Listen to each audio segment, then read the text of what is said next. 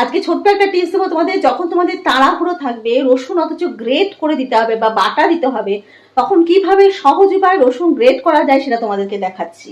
দেখো, এই রসুনগুলোকে আমি ধুয়ে নিয়েছি, খোসা সমেতই ভালো করে ধুয়ে নিয়েছি।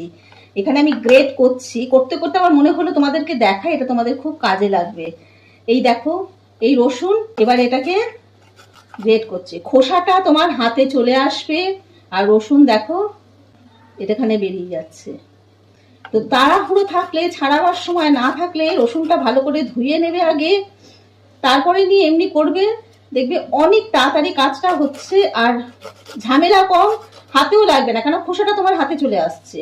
তো ফটাফট দেখো কত তাড়াতাড়ি আমি কতটা রসুন বাটা তৈরি করে নিচ্ছি। আমার কিচেন টিপসগুলো তোমাদের কেমন লাগছে অবশ্যই কমেন্ট করে জানাবে। আর যে এই টিপসগুলোকে ফলো করছো তাদের কতটা উপকার দিচ্ছে সেটাও জানাবে।